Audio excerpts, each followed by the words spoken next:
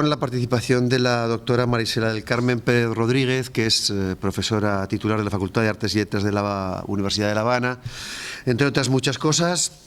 Es nuestra actual profesora residente de la cátedra Martí, y hemos terminado convenciéndola para que haga un pequeño preámbulo a lo que va a ser el acto de esta tarde, con la proyección de Fresa y Chocolate en el edificio Paraninfo. A través de los personajes de la película, ella va a intentar darnos una visión de la dinámica de la sociedad cubana, y imagino que tratará ella es doctora en ciencias lingüísticas y por lo tanto nos intentará dar una visión acerca de las variedades dialectales del español de Cuba. Darle las gracias por estar entre nosotros, por haber aceptado la invitación, y desearle que su estancia entre nosotros sea lo más agradable posible, y sabe que nos tiene a su disposición y que está en su casa. Adelante. Bueno, pues agradecer, ¿se escucha bien? Agradecer en primer lugar a la Universidad de Zaragoza, a la Cátedra José Martí, bueno, a la facultad, al decano, al vicedecano, a todas las autoridades académicas que efectivamente me han acogido como en casa, así realmente me siento, y bueno, por supuesto, pues también a los participantes. Perdón.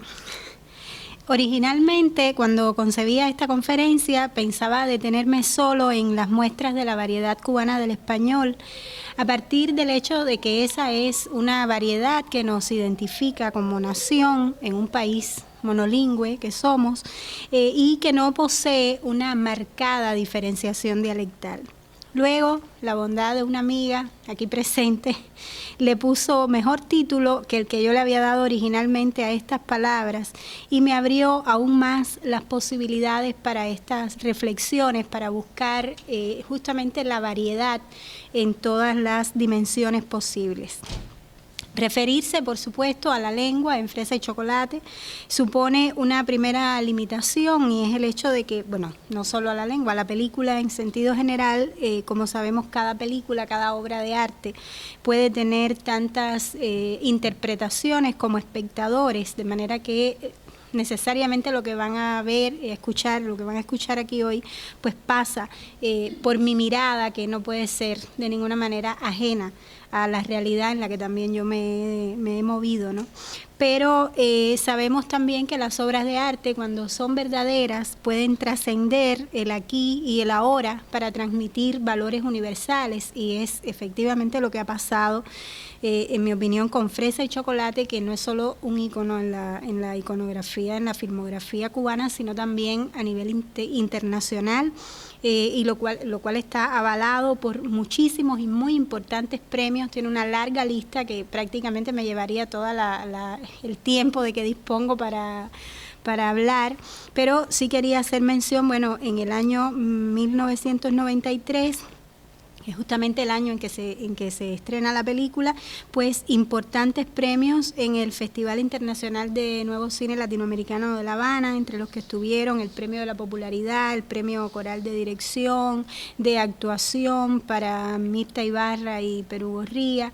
También es una película que tuvo el Premio Goya en el año 1995 y que fue nominada al Premio Oscar a la mejor película extranjera, entre otros premios. Repito, no los podría mencionar todos porque es una larga lista.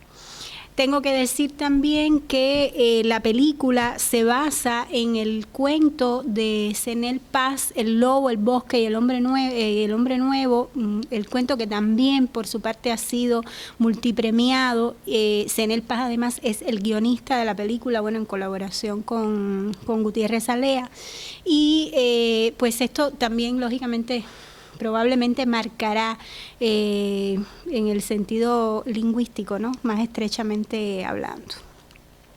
Por lo tanto, estas reflexiones constituyen una aproximación a Fresa y Chocolate desde la lengua, a partir de las circunstancias y del contexto de cada uno de los personajes, y he tomado apenas 3 elementos.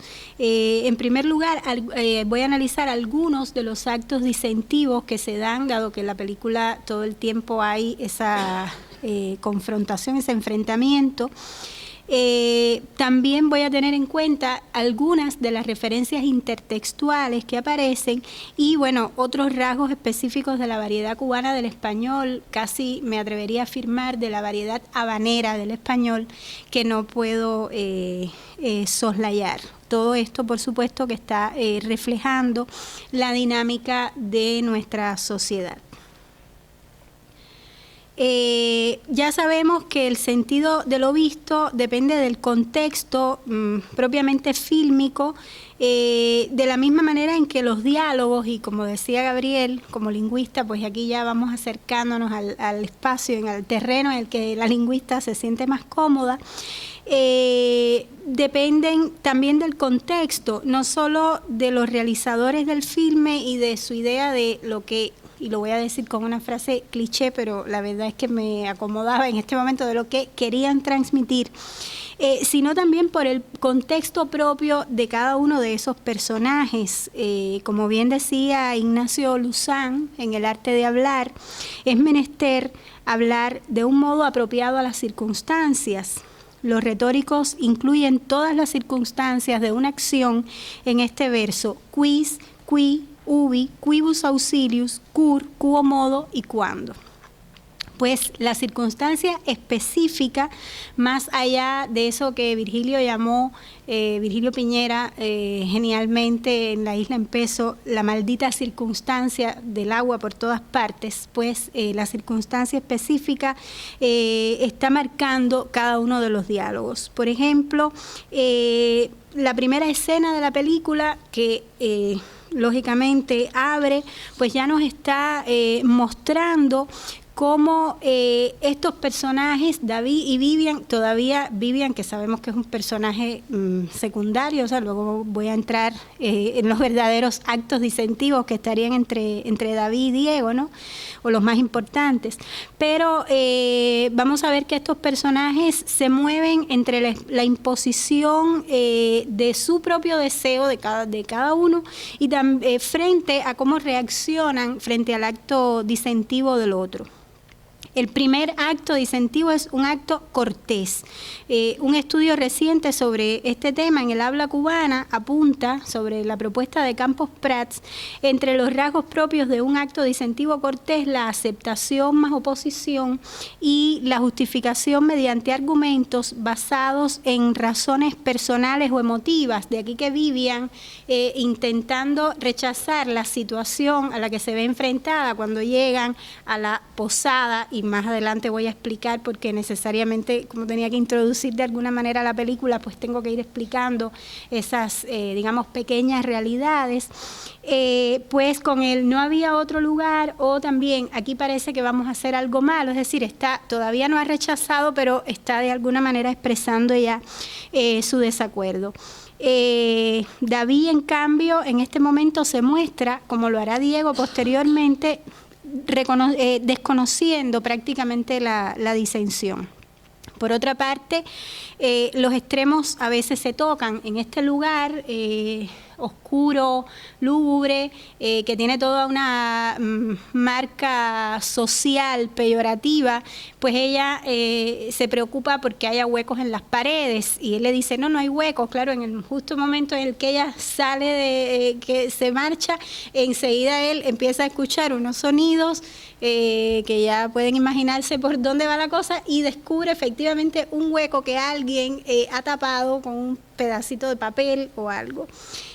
Decía yo que los extremos, como sabemos, a veces se tocan porque contrasta, o sea, él se asoma, ve la imagen y contrasta esto con lo que en ese momento, al descorrer la cortina, ve por la ventana. La lengua escrita en el estilo más formal, un cartel de los CDR, que voy a explicar también, y la hablada, por supuesto, en el estilo más personal y más íntimo posible, con esas interjecciones que sabemos que también forman parte de la lengua, funcionan, a mi modo de ver, como la preparación para que David cambie la actitud ante el acto disentivo posterior y ante la nueva negativa de Vivian, pues él decida efectivamente que no va a ocurrir lo que estaba planeando que iba a ocurrir allí. O sea, el encuentro amoroso terminará ahí.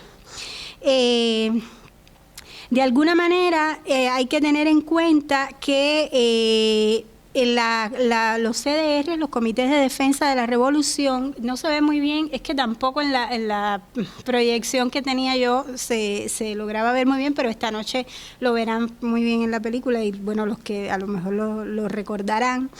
Esta organización fue fundada a principios del periodo revolucionario para la vigilancia popular con el propósito de evitar los atentados y acciones contrarrevolucionarias, pero se erigieron también a veces, y no de manera oficial, en veladores de la moral. Así, aunque las llamadas posadas, porque ese era el nombre que tenían, eran sitios perfectamente lícitos, no eran bien vistos por la población. Digamos que se extendía entre las personas la opinión de que las mujeres que frecuentaban esos sitios no eran mujeres decentes. Recuérdese que arrastrábamos también con rígidos códigos morales basados muchas veces en haz lo que yo digo y no lo que yo hago. Falsa moral presente como temática también, por ejemplo, en la literatura cubana desde finales del siglo XIX y a principios del XX, como, por solo mencionar, las honradas, las dos novelas Las honradas y Las impuras de Miguel de Carrión. La posada contrasta, por lo tanto, con la imagen del cartel de un CDR, de manera que esto condiciona que pueda reaccionar David, ahora sí, como decía, ante el siguiente acto disentivo de Vivian, que ya no es cortés, pues incluye rasgos propios de actos muy descorteses, lingüísticamente hablando, es decir, con interjecciones emotivas, llorando, y entonces le reclama, solo te interesa el sexo, con lo cual él decide pues que no va a ocurrir allí. Naturalmente David reacciona entonces asumiendo absolutamente todos los prejuicios, los de ella y los suyos propios, y lo resume, creo yo, con una frase que a mí me suena que fue muy popular. Yo estuve haciendo búsquedas, lo busqué en el diccionario de cubanismos, no aparece nada al respecto, pero esta, como decía, es mi percepción, que es la frase de te lo voy a demostrar. Yo creo que fue una frase que estuvo muy de moda quizás en los 70, era esa necesidad todo el tiempo que teníamos quizás de ir demostrando absolutamente todo, ¿no? Bueno, como decía, me detuve un poco en esta primera escena porque creo que desde el punto de vista lingüístico están ya plasmados los hilos que regirán toda la película. Una variedad lingüística para cada circunstancia y no para cada personaje. Como en la realidad, estos personajes hablan en función de lo que son, pero también en función de lo que hacen. Y eso hace que condicione y varíe su manera de expresarse a lo largo de la película. Así, Vivian evoluciona de su tímido "no había otro lugar" a llegar a proponerle a David que pudieran encontrarse antes de que ella marche al extranjero para acompañar a su esposo, o también a dejar en el último encuentro una petición formulada en un acto verbal indirecto, como una pregunta cuando le dice ¿vas a escribirme? Vivian evidentemente ha tomado, lingüísticamente hablando, las riendas de la situación y ya en el resto de los encuentros será la interlocutora dominante. Sin embargo, ninguna disensión muestra mejor al David de principios de la película, provinciano, tímido, pero a la vez homofóbico, esquemático, que el encuentro con Diego. No hay que olvidar que la película, aunque fue realizada a principios de los años 90, recrea la realidad cubana de finales de los 60 y de la década del 70. Aunque es cierto que, además del ambiente mismo, hay pocas referencias temporales explícitas.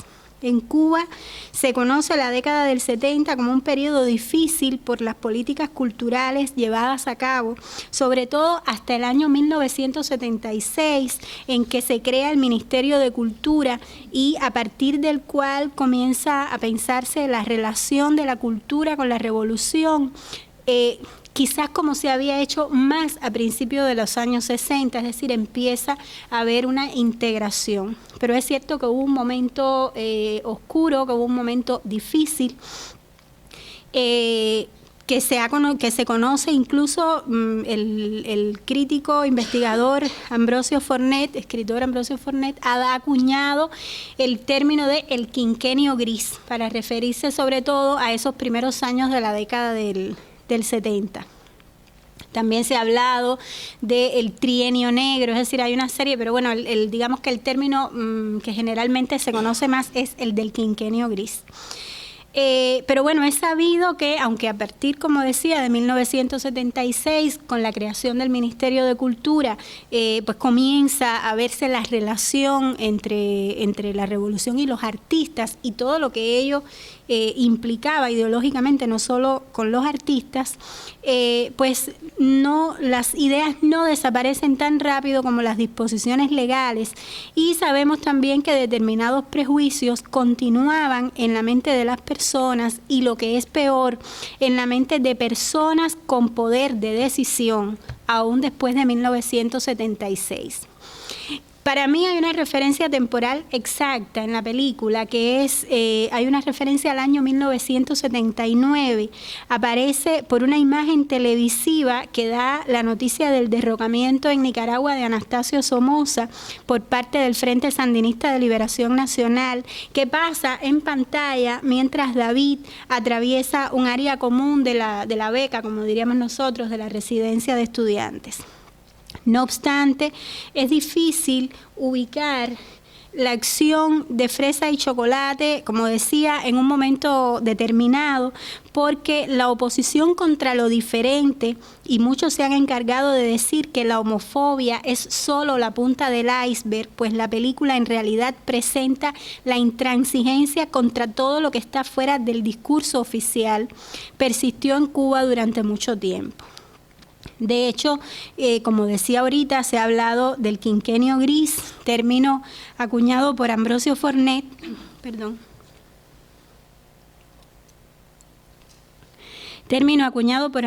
por Ambrosio Fornet, quien comentó justamente en 2007, en 2006 también volvió a ser un momento difícil, hago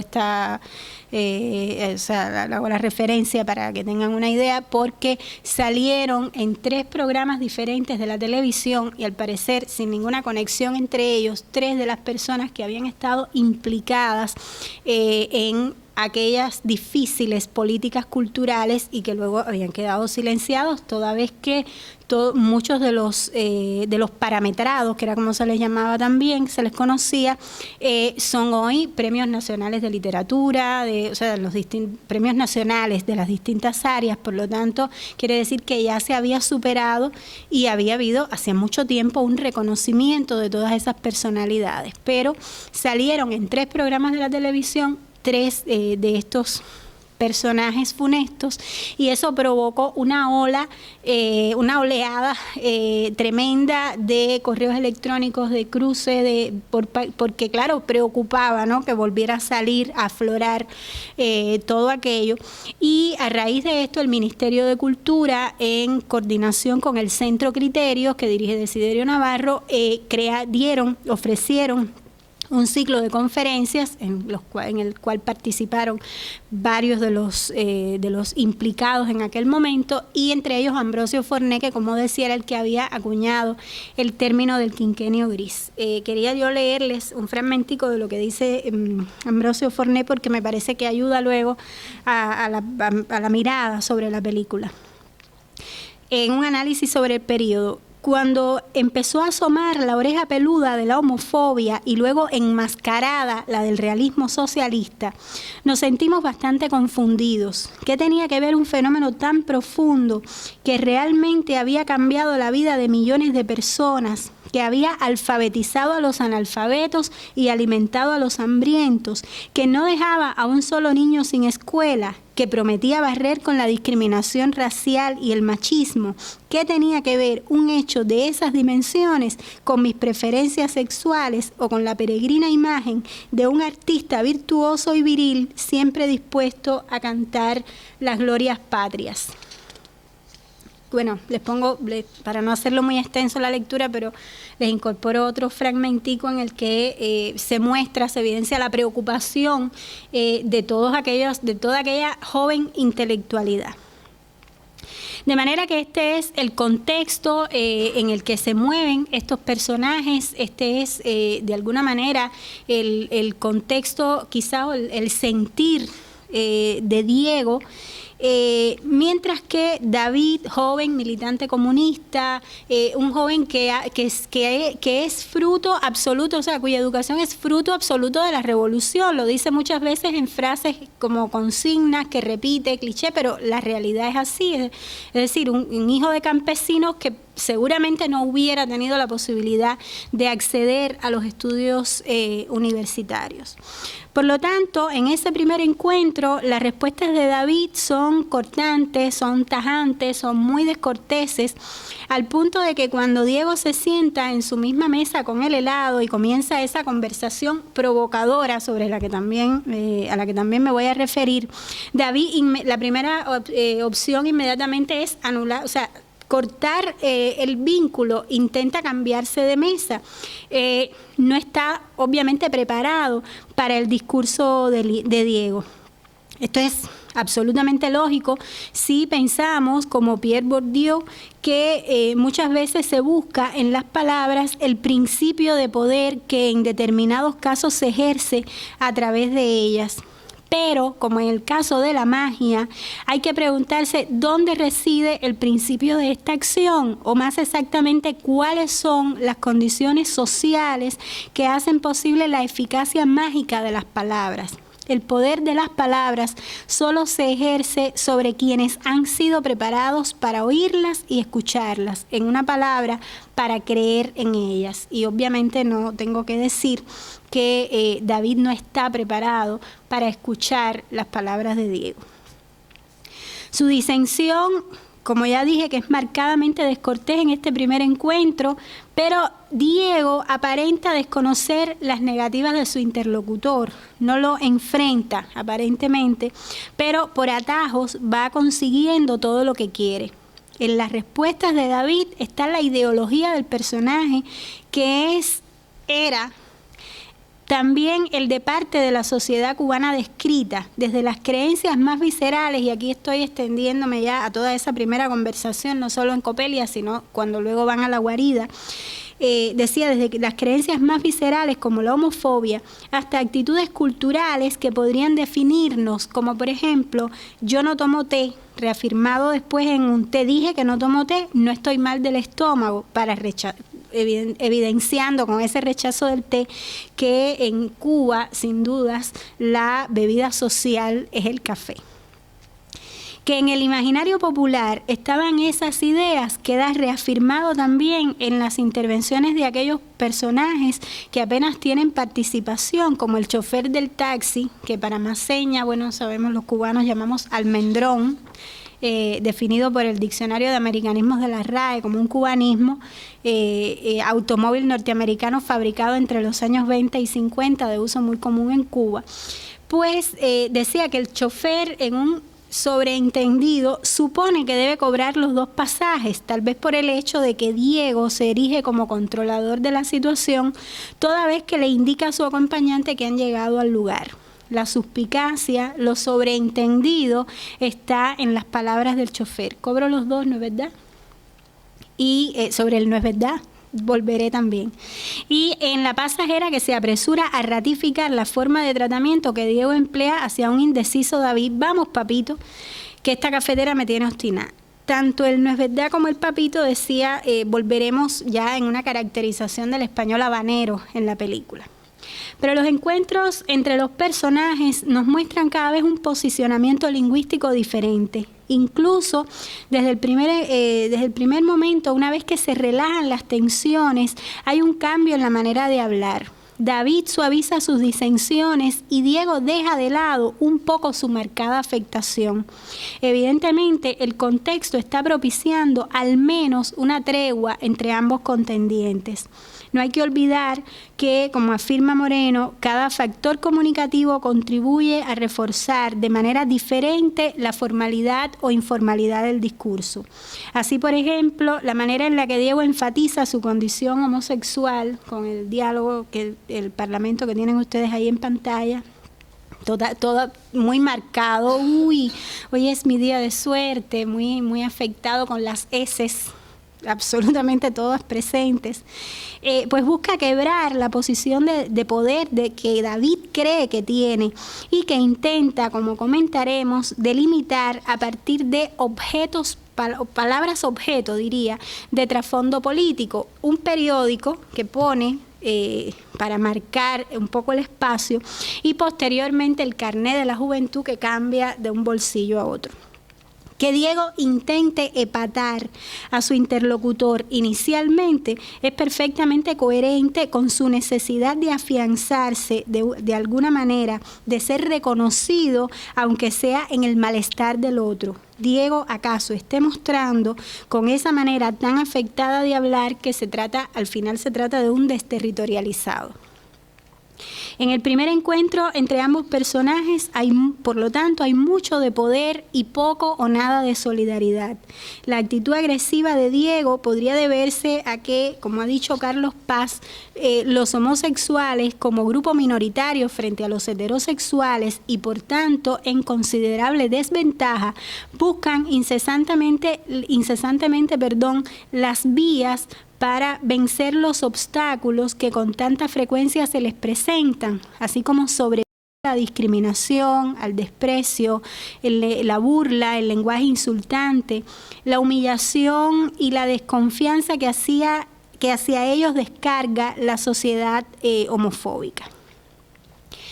Como sabemos, se ha insistido hasta el cansancio en que no se trata de una película homoerótica o no se trata únicamente de una película homoerótica, sino de un relato sobre la tolerancia, como ha dicho Fran Padrón, un llamado a la comunicación entre diversos y un respeto a la otredad.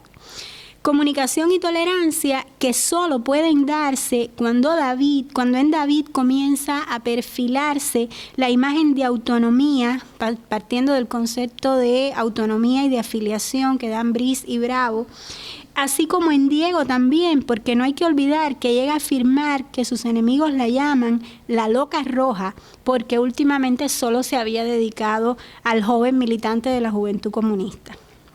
Así, la imagen de autonomía de cada uno muestra como integrantes de dos grupos más que diferentes, opuestos, que comienzan a adquirir un contorno propio, cada uno dentro de su propio grupo. Esta imagen de autonomía se impone en ambos casos sobre la de afiliación, pues cuando David y Diego resaltan las cualidades que los hacen miembros de sus respectivos grupos, prácticamente la comunicación se quiebra. De manera que entre David y Diego vamos de una disensión marcadamente descortés a casi un acuerdo y nuevamente a la formulación del desacuerdo ya hacia el final, cuando David descubre que Diego se marcha del país. Ambos se enfrentan en una discusión con parlamentos disentivos muy descorteses en los que abundan interrogaciones exploratorias, interrogaciones eco, interrogaciones retóricas, cuando David le dice, sí, ¿quién te vota? A lo que antes él había corregido, le había dicho, no me voy, me votan. En fin, interjecciones expresivas, un acto disentivo en el que parece que no habrá una negociación del acuerdo. Acuerdo que se logra finalmente cuando David termina por aceptar que Diego ha perdido la batalla. Desde el punto de vista lingüístico, la aceptación de David se muestra abiertamente cuando asume el discurso provocativo y afectado de Diego. Decide intercambiar las copas de helado, tomando para sí el de fresa y comienza a deleitarse reproduciendo las palabras de su primer encuentro en Copelia. Es lo único bueno que hacen en este país. Uy, hoy es mi día de suerte. Todo con la misma marcada afectación con la que le habló Diego en aquella ocasión. No es casual que el enfrentamiento abierto representado por Diego termine siendo una opción de derrota, porque lo es. No se dice a qué país va Diego, solo que viene a Europa, pero pensemos que a donde quiera que fuere sufrirá cuando menos un producto de transculturación, sino de aculturación, y tendrá que enfrentarse quizás hasta un nuevo idioma. En su defensa de la exposición de Germán, que encierra todas sus reivindicaciones, Diego se muestra muy descortés con todo el que se oponga, incluso con Nancy, a la que ha sido capaz de darle todo el apoyo en un momento tan difícil como el intento de suicidio. Ante el juicio peyorativo de ella sobre las obras de Germán, Diego irónicamente enfatiza: ¡ay, Dios mío, qué grande es esta revolución! Ahora hasta las putas son críticas de arte. Frente a esto, Germán, el escultor, que opta por un discurso conciliador, que decide ceder ante ciertas presiones y quitar algunas obras de la exposición, proyectado hacia el futuro presente de Cuba, termina por ser el gran victorioso. Y cito otra vez a Fran Padrón, que sobre este aspecto dijo: esta loca, aparentemente irracional y frívola, como le achaca alguna vez su propio amigo, no solo permanece en Cuba, negado a deponer las armas, a un exilio forzoso, a la irremediable derrota, sino que renuncia a la exposición de sus esculturas solo temporalmente, pudiera ser otra variante, solo temporalmente, pudiera ser otra variante de Galileo, haciendo rejuegos con el poder omnímodo, pero confiando en que todo cambiará. Actitud profética, en definitiva, respecto a la situación de la homosexualidad en Cuba, desde el punto de vista de su consideración oficial y social. Luego leía yo una anécdota en la que se cuenta que Miguel Barnett, el actual presidente de la UNIAC, cuando a principios que salió la película, la anécdota la cuenta el propio Fran Padrón, le comentaba que Germán sabía que a la larga todas esas estatuas decapitadas iban a recuperar sus cabezas. Otro hilo conductor de las variedades lingüísticas en la película, a mi modo de ver, es la intertextualidad. Y empleo este término así con cierto repelús por lo polémico que resulta actualmente en su diálogo con otros términos como transtextualidad, etcétera. Pero lo empleo en el sentido en que lo acotaba Manfred Pfister en un análisis sobre la llegada del término de Julia Kristeva a Alemania, para ser exactos, a la RDA, cuyos críticos consideraron intertextualidad, y cito, no las visiones vertiginosas de un universo de textos en el que cada uno resuena con todos los otros en un regressus ad infinitum que desafía toda exégesis controlada, sino los más puntuales diálogos entre textos y géneros como se han inscrito en su lenguaje y estructuras en citas, alusiones, ecos, inversiones irónicas o reescrituras paródicas. La primera llamada de atención es el estilo formal, pues en la boda de Vivian está presente el estilo jurídico cuando la notaria afirma haber leído los artículos 24 al 28. Claro, los artículos no está la lectura de los artículos, pero los cubanos todos sabemos sobradamente, porque todo aquel que se haya casado oficialmente ha tenido que escuchar los artículos del 24 al 28, ambos incluidos. Que son los artículos del Código de la Familia, en la parte en la que refrenda los deberes y derechos de los cónyuges. Bueno, ahí tienen ustedes el matrimonio sobre la base de la igualdad y deben vivir juntos, etcétera. Contradictorio, sí se piensa que, y esto por supuesto absolutamente metafórico, pero me llamaba la atención, que el matrimonio que contrajo Diego con la revolución, como en algún momento él mismo dice que se fue a alfabetizar con 14 años porque quiso, o que después se fue a la recogida de café, es decir, que ha tenido un momento en el que ha estado absolutamente imbricado en el proceso revolucionario, pues decía, ese matrimonio no cumple con estos preceptos, pues sus derechos no están siendo respetados. Ese estilo tan formal está dialogando con un bolero muy oportuno para el ambiente en el que David pretende ahogar sus penas. Se escucha la voz de Barbarito Díez: se fue para no volver, se fue sin decir adiós. Como David en silencio deja el trago y se va. Ya sabremos después que le estaba destinado a emborracharse en otro lugar, en otro contexto y con otra música de fondo. Y aparece en la próxima escena otra vez un cartel que deja ver en la posición del personaje.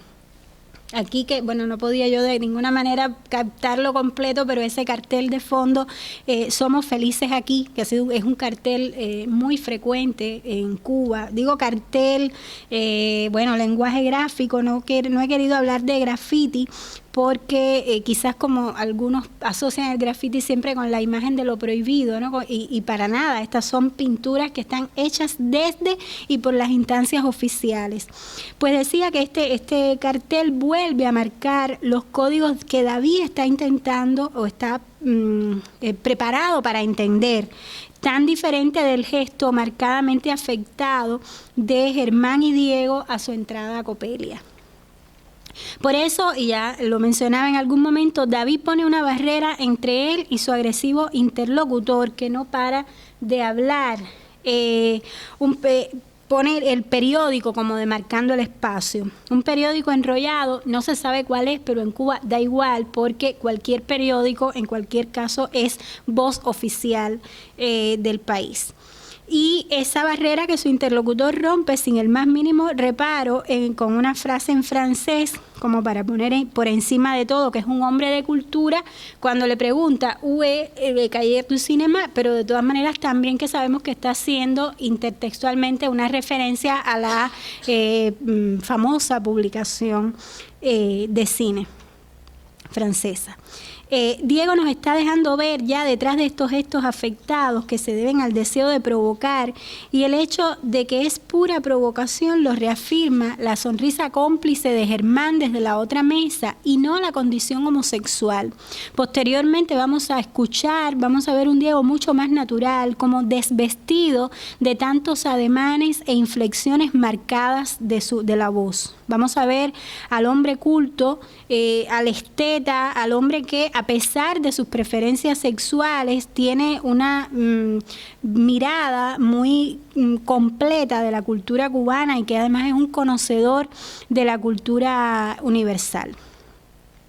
Diego pone sobre la mesa literalmente el diálogo, no solo con otras variedades diatópicas, porque, por ejemplo, Perú, España y también la diáspora cubana, porque enseguida le dice, ¿te interesa Vargas Llosa? Tengo además a Goytisolo y a Severo Sarduy completos. O sea, Diego le está presentando a David no solo alternativas culturales, literarias, sino también alternativas ideológicas en el sentido más estrecho que se le da en Cuba a esta palabra, de tendencia política. Pues Severo Sarduy emigró de Cuba, fue de los primeros intelectuales, emigró en el año 1960, es decir, apenas un año de triunfada la revolución. Novelista y ensayista de gran prestigio internacional, sabemos que la obra de Severo Sarduy se considera barroca, como él mismo se encargó de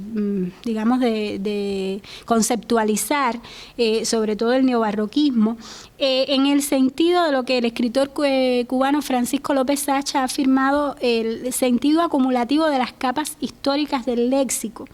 Pues realmente esta es la figura que le está proponiendo Diego a David, que le está proponiendo. Al final sabemos que Sarduy es un performance, está jugando con el texto, está jugando con el final de la historia que nunca ocurre, como también decía López Sacha. Pero David no está preparado, no lo está todavía, para abrirse al mundo que le propone Diego. Por eso su disensión es extremadamente descortés. Yo no voy a casa de gente que no conozco. Y esa pausa está llena de significado, ¿no? O sea, se grita, la palabra ahí suena, se escucha a gritos. Y con la otra barrera intertextual, como ya mencionaba en algún momento, no solo el periódico, sino el paso del carnet de la juventud de un bolsillo a otro, que cierra toda posibilidad de leer cualquier texto de un disidente, de alguien que se haya ido del país, a lo que Diego propone una alternativa de doble moral que está también muy presente a lo largo de toda la película.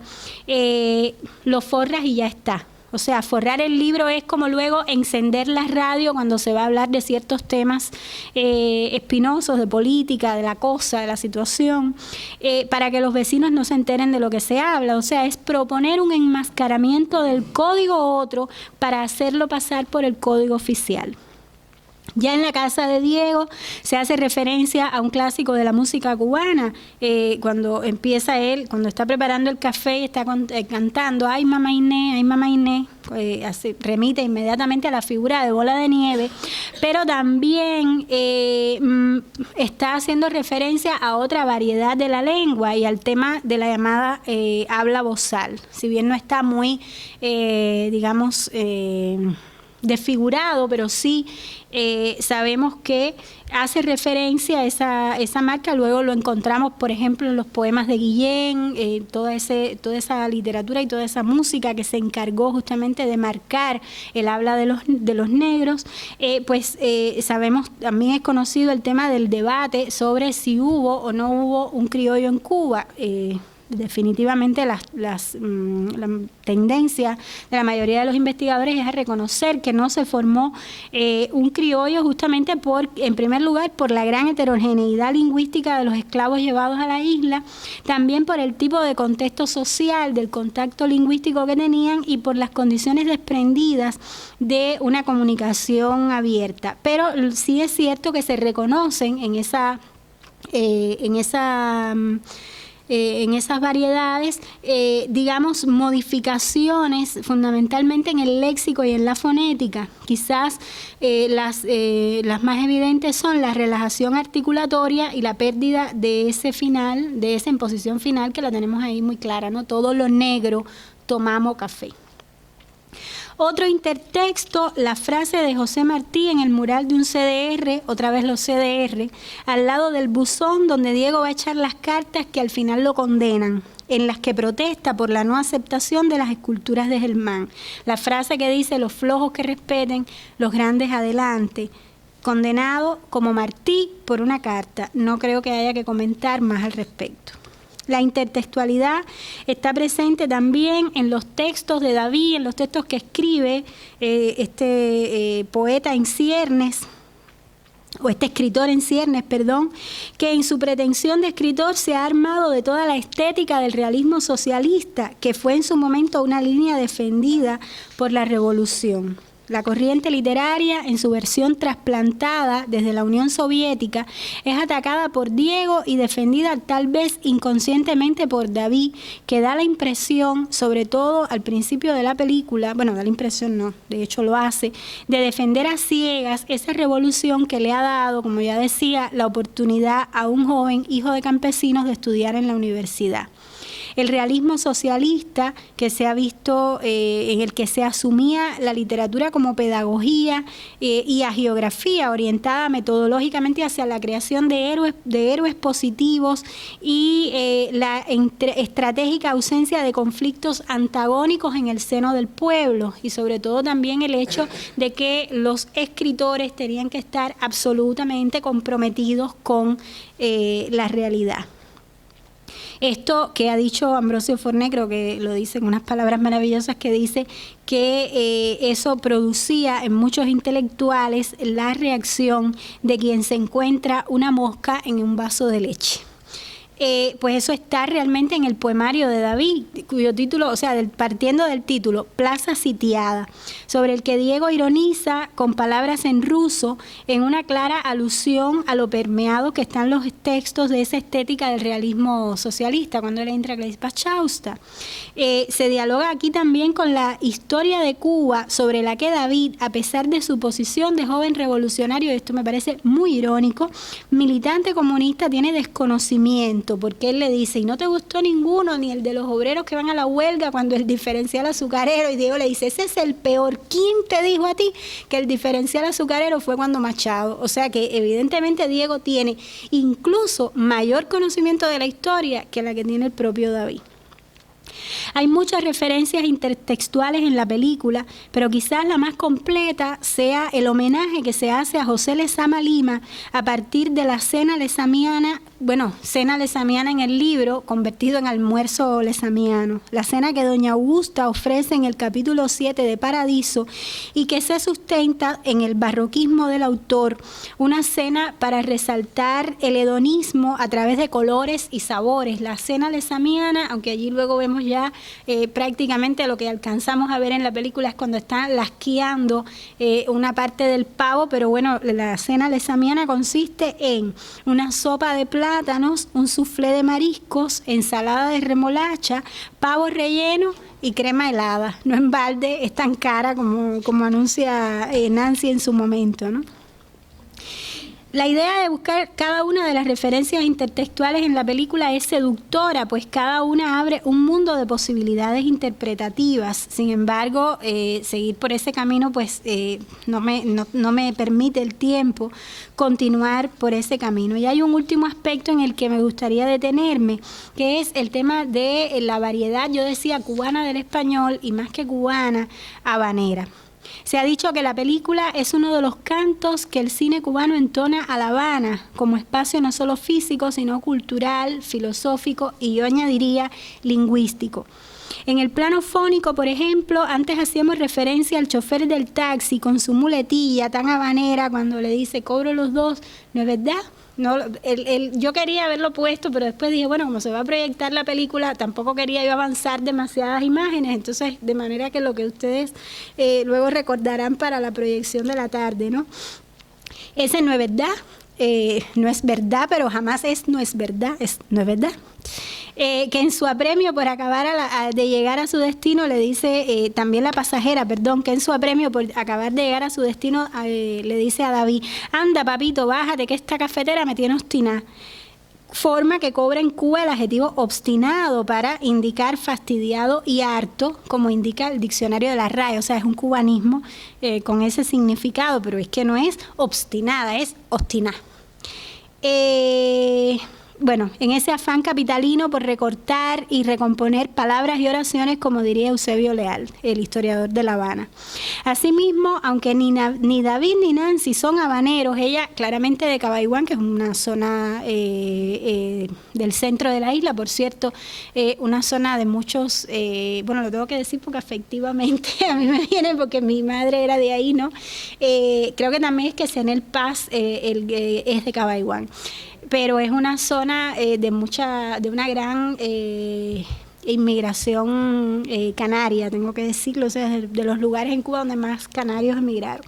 Pues ella, que es de Cabaiguán, y David, que bueno, que sabemos que es hijo de campesinos, es decir, ya del campo, no es de La Habana. Pero aunque ellos no son habaneros, todo el que llega a La Habana termina por irse adaptando al habla habanera, es entre otras cosas probablemente una estrategia de supervivencia, y nos llega en algún momento ella le dice a él, estás muerto, pero ese muerto no es muerto, o sea, un habanero nato diría muerto. Pero no llega a ser, está ahí en el medio, la vibrante comienza a perderse en la geminación y una cosa así, en la respuesta, en algo que él le está comentando, que le dice, es algo, o sea, algo, pero esa geminación cabal que sí es habanera, los habaneros decimos carne, paque, algo, etcétera.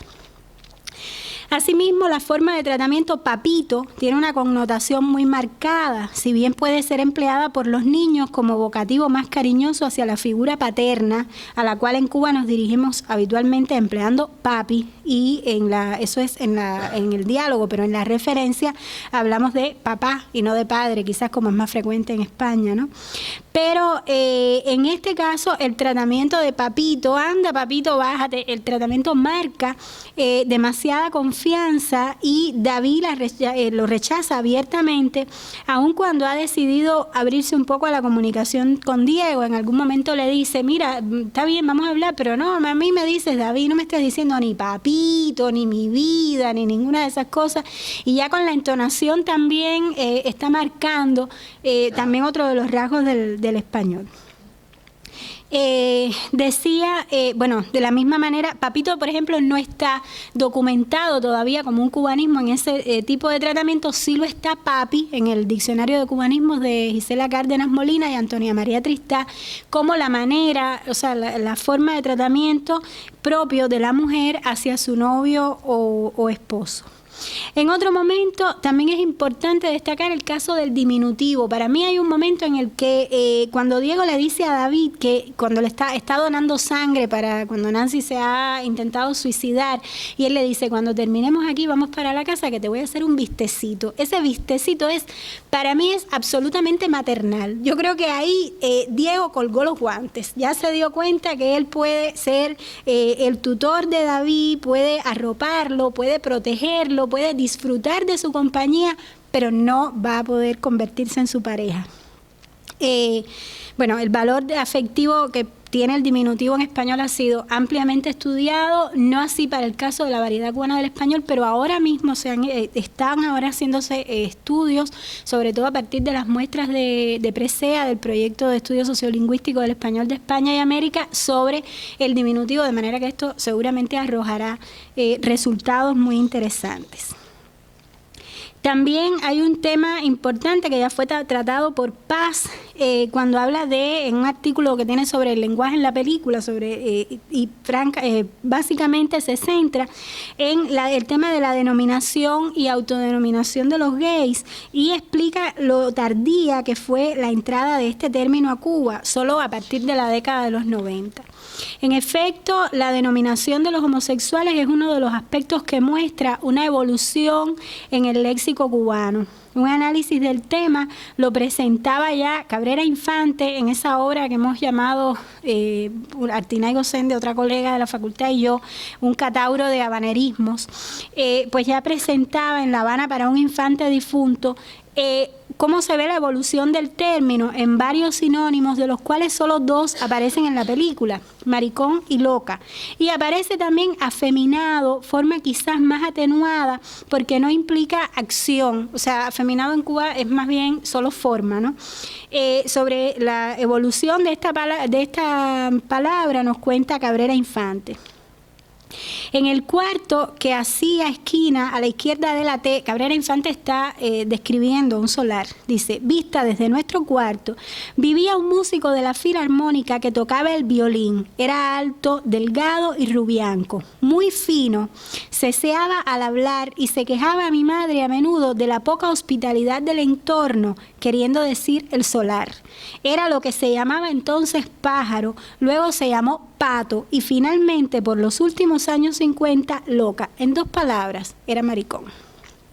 También aparece el tema del género, pues entre los homosexuales usan el género femenino para referirse a sí mismos, la loca roja, frívola, como autorreconocimiento, acaso.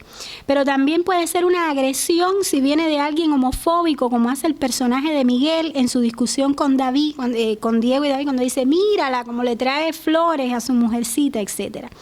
Más cómplice se siente el tratamiento en femenino cuando Nancy le dice a la Virgen de la Caridad, cuando ha decidido acercarse a David, que le dice, no le vayas con el chisme a la otra.